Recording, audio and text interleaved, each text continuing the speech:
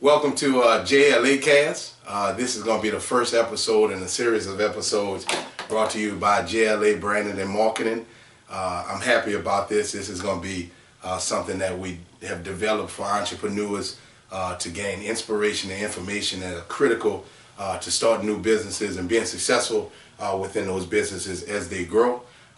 Today, I have the honor of being with Eric Big Easy Jones, who is the CEO and owner of Big Easy Praline Connection and Catering. He's been the owner and CEO since, well, he's created it since 2017. And again, I'm happy to be here with him. He runs this catering company to a T, and he's been successful within these last 2 years. So thanks, first of all, E, for being here. Yes, sir. Yes, it's sir. a privilege to have you. So we're going to go ahead and start the questioning so people can understand what you got, how'd you get through this process, and where you're going with it. So first question is, when did you realize that you wanted to start a business and why? To be honest, all my life, man, I always knew I wanted to do something different outside of the everyday 9 to 5. Okay. I didn't know exactly what, but I knew I didn't want to work for anyone since a kid, man. To be honest, you know, people used to say, "What do you want to be when you grow up?" And I never had a good answer for them. Yeah. I didn't know, but the whole time I believe in God, my faith in God. He had something growing in me bigger than working a 9 to 5, and entrepreneurship was my niche. It is my niche. Awesome, awesome. So, you know, I hear you say that you always knew that you didn't want to work the 9 to 5. Right. But, you know, I know there's a technical side to business, you know. Yeah. And was that like something natural, or did you have to learn it, and how did that process go for you? Of course I had to learn. The technical side of the business. I had to take classes. I had to also get with business consultants because I didn't know everything. You know, I didn't know anything, to be honest with you, about outside of marketing and selling my services. Yeah. You know, that's about the only thing I knew when it came to business. So you knew you didn't want to work the 9 to 5. You wanted to work for yourself. But the technical aspect you had to. And you say classes. What kind of classes were you talking about? I took business classes, business courses, just different classes and courses that's offered. The city offers one program that I know for sure that might be of help to somebody is Good Work Network. What's that? Show that to me. Good Work Network. Good Work Network. Yes, sir. Yes, sir. And that was helpful. Yes, very, very. It teaches you a lot of time management, communication skills, how to manage your budget and your income streams, and how to direct them where they need to go, especially with your fixed income and things like that. They taught me a lot. Awesome. Yeah. And I want to kind of stop there and make a little comment because I think that it's important for entrepreneurs at any level, you know, small, medium, and even larger size, companies, to always be, I call it sharpening a knife. Right. You know, even though you know what you know about business now, I'm willing to bet you're still out there learning more, getting more information. So you never know enough. You're never going to know it all, but you're always in a pursuit of new knowledge. Yeah. So next question, this is one of my favorite ones, the emotions of entrepreneurship. The emotions. And I'm going to try to let you talk on this one because I got my feelings about it, but this is about you. Were you scared, uncertain, nervous? How did you overcome those feelings, and did a support system or a certain person help you out with that? I definitely wasn't scared. Nervous maybe. Neither was I uncertain. I knew for certain this is what I wanted to do, what I was born to do, what I was destined to do. I was honored and ready to accept the challenge when it came time for me to step out on faith and actually pursue entrepreneurship. Yeah, I was more than ready. I didn't know how or what I was going to do or how I was going to get there, but I knew what I wanted. Right. And I knew where I wanted to go, if that makes sense. Okay. Yeah. So was there like people that helped you get through those nerves or? Yeah, man. That's the funny thing about entrepreneurship. You meet a lot of people along the way. Okay. You meet a lot of different people come in and out your life. as you grow in business. And they drop nuggets, man, useful nuggets. Yeah. And mentors, of course. You need a mentor, somebody who's been where you at, mentorship, going where you trying to get, and can help aid you along in the process. Because it is a journey. Yeah. You know, entrepreneurship is a journey. It's hard. Yeah. And not hard as in work or diligence, but as in stamina. Gotcha. And hard as in staying true to oneself, because it's no one module that one follows to get to success. Yeah. Now, I want to point out two things. These are going to be two highlights, I think, that are important for us to re-emphasize that we've pretty much talked about already. One, always becoming better, sharpening the knife, and two, seeking out a mentor. I think there's always somebody who's done it, who knows the information that you need, and that they won't give you a shortcut, but at least can help you to avoid some of those pitfalls that you can run into for entrepreneurship. So for our audience, key one, sharpen the knife, always getting better. Key two, go out there and seek yourself a mentor. Yeah. Okay, so definitely. Like, how did your personality fit with entrepreneurship? Or you a people's person, or did you have to learn how to adjust your personality to what the job required? Like, how did that work on you?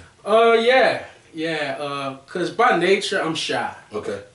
Very shy. I'm not talkative, but I had to learn quick to have the gift of gab, to be able to close a deal. Come on. You have to be able to sit down and make someone believe or understand why they need your services. So I had to step totally outside of my comfort zone. Yeah. I had to step totally outside of my comfort zone. Yeah, I want to let you talk, but I think now we're getting into the aspect of sales. Yeah. You've got to, and we call it in the marketing arena, the value proposition or the elevator pitch. I need to be able to sit down with you for a total of 1 minute and explain to you very shortly but powerfully what I have for you, how it benefits you, and and be able to close it based on that information. So again, you guys, be thinking about what's going to be the value of your product, and what offer or what does it bring the consumer that's going to be buying or purchasing your product. So that's a good piece of information, I think, as well. So what obstacles, now we're talking about obstacles and successes for this next question. Of course. And we want to talk about financial, we kind of hit on emotional, but even marketing and operations, so forth and so on. Go ahead. Well, straight out the gate, and this is for every entrepreneur, I think the biggest problem that we face starting out is capital. Okay. How are we going to fund this business?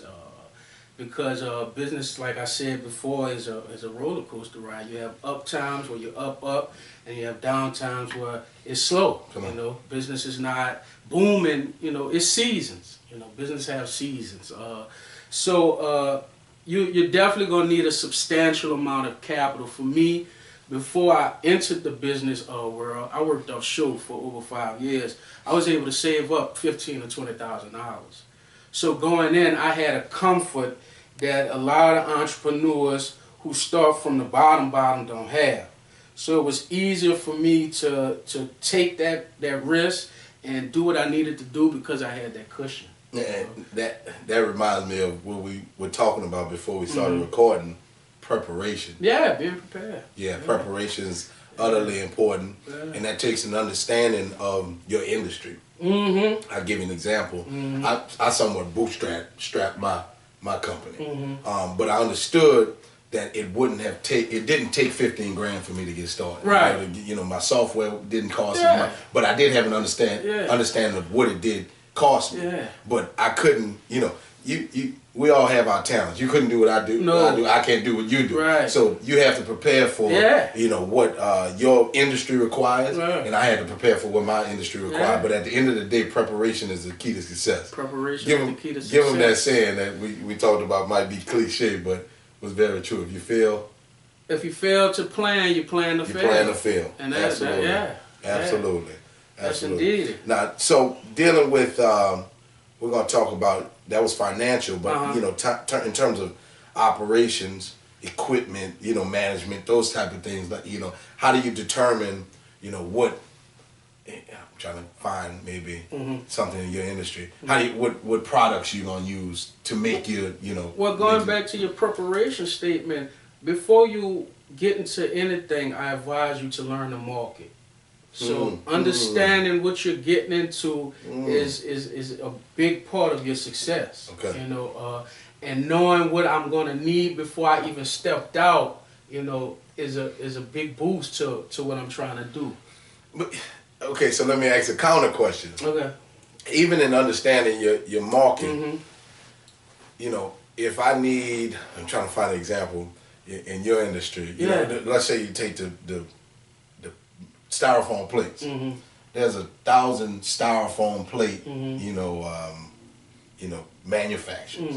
How do you determine inside of your market who, you know, which way you go in terms of buying your That's simple. product? What you can afford. Yeah. And especially when it comes down to something as simple as that, as far as a plate or anything like that. You don't go above your budget, because business is money management to the key. You have to understand financing and how to manage each dollar. Every dollar in business counts. So you definitely want to go with what's feasible. Most importantly, and quality as well, but you know, we want to keep it in our price range, because in business we don't want to go in the red too soon. You know, you don't want to go in debt before you even get started. Start to get profit, right. Yeah. I gotta say, that's my favorite quote of the session so far. Every dollar in business counts. I think that's a nugget that we all can glean something from. Yes, sir. Yes, so sir. So we're gonna move on to the next question, which is what has been so far your biggest failures in business and your wins, and did you ever want to give up, and why did you not? To be honest, I haven't had any huge failures yet to date, and like I said, that goes to just being prepared. I went into this prepared, very prepared. But I mean, just to throw something out there. Just not being prepared when it comes to maybe a job and having to in a situation where I had to make a few adjustments to accommodate maybe a wedding party that they said was going to be a certain amount of people, but more than that amount of people showed up. So in business, you have to be able to adapt. Adaptation. Yeah. Okay. Gotcha. You have to be able to adapt. Okay, and how did you go about doing that? You know, being quick with your thinking. Okay, you want to do this. If you got to order chicken, outside food, you know, you have to do what it takes to get that job and that service done. Yeah. Because at the end of the day, when people pay you for a service, they expect that service to get done. You know what? That's one thing I did, and you know, we know each other, but I wanted to research you kind of as a businessman, and I checked out your reviews, and you got flying colors from your customers, and that reflects exactly what you're saying. That because I know that every situation doesn't go perfectly. You got situations where you probably spend a little bit more, and you cost than you want to. Go over budget. But but at the end of the day, if you can satisfy that customer, there's nothing more powerful than a referral or a review. Yeah, and a returning customer. And a returning customer. You know, it's easier. You know, and that's the part of marketing that I try to help folks understand. It's easier to sell to a customer that's already bought from you than to get a brand new customer. Yeah, of course. You know what I'm saying? You want new customers. You want to, get new people in your doors. But at the end of the day, go ahead. And to be honest, if you do a good enough job, they'll sell your product for you. Yeah. So that's it. That's it, man. They'll sell it for you. Yeah. You know. That's awesome. That's awesome. I get referrals all the time, man. All the time. So get the job done, no matter what it takes. No matter what it takes. And it'll come back to you. Yeah. It'll come back to you. The seed may leave your hand, but it never leaves your life. Remember that. Come on, man.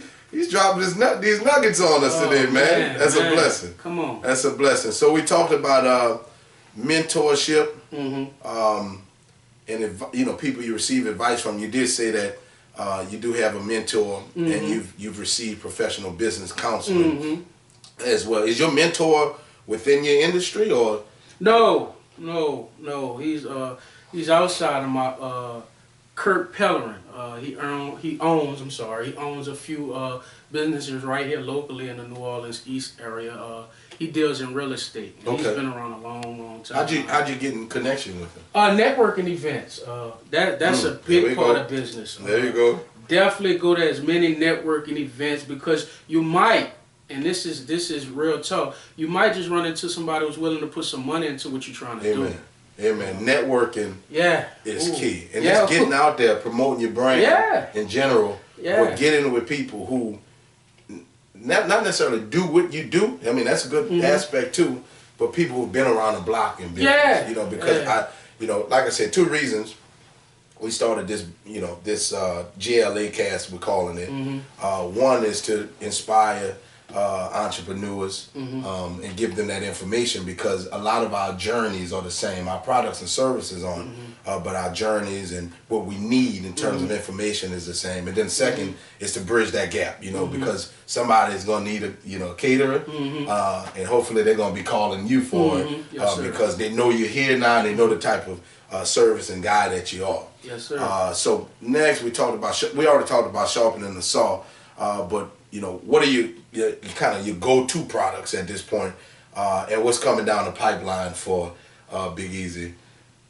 My go-to products, when all else is fail and when it's slow, pralines, man. That's what we're known for. Yeah. I sell candy any day of the week, every day of the week. Is that like the first thing you started with? That was the first thing, man. That's the first thing I learned how to make. You know how we do. Moms, Grams helping out. Grams not stirring no pot. Grams not stirring no pot. Now with no young buck around. So Grams used to delegate, and I used to move and make the candy, and that's how I got started. And then one day I just added a little extra and a little bit of, and I said, oh, this tastes good, and it's all went from there. And it went from there, man. We stand where we are today. So where do you see yourself kind of going in the future with Big Easy? Man, I want to take it worldwide, and not to knock anybody who's in the praline industry, the candy industry, but my competitors, for the most part, only stayed in the southern region. Okay. I want to take it worldwide, man, because this is something that we possess that everybody loves. When people come to New Orleans, they think of maybe 3 to 4 things: crawfish, daiquiris, king cakes, and pralines. So yeah, absolutely. And this is one of, if not the, #1 tourist city in the world. Yeah. And I have to say that's a feasible, in my opinion, that's a feasible goal. Because with the age of technology, we're all interconnected. Of course. As long as you can ship it, you can ship as far as China, Australia. And like you say, with technology, social media, you're exposed to people worldwide. And that's opening your mind to that is probably going to be the biggest thing. Yeah, and it gives us an equal level playing field. It's no more middleman. We have direct connection with the consumers now. Yeah. And I love that part. That's why I started JLA, is because, the big businesses at one point were the only ones who could compete to speak to people on, through TV and radio. And the prices were astronomical. But now through social media, we can touch anybody we want with any message that we want. But I think that going back to kind of your earlier answer, we can't connect with people without knowing the message we want to connect with them with. We got to know, what's special about my product, how it benefits you, and what's going to be the advantage of buying it right now. You know what I'm saying? So hopefully, as these series go on, which we've had a great response to, we can more and more educate people on how to do that. Do that. So we're going to end off with our last question, which is, what's your advice to aspiring entrepreneurs? People are out there and looking to start new businesses, and uncertain, and don't know which direction to go. First of all, know what you're getting into. Learn your market. trust the process, because it's definitely going to be a process. Before sunshiny days, there are rainy days. Thirdly, don't give up. You know, it takes some people 10, 20 years before they get noticed or the recognition that they desire, that we desire. So you can't give up. You know, nothing beats a failure but a person who doesn't try. And understand that there's millions of people with your same desire. So you're competing worldwide for that #1 spot. And you have to offer great service every time. Every time you have to offer great service. And be knowledgeable.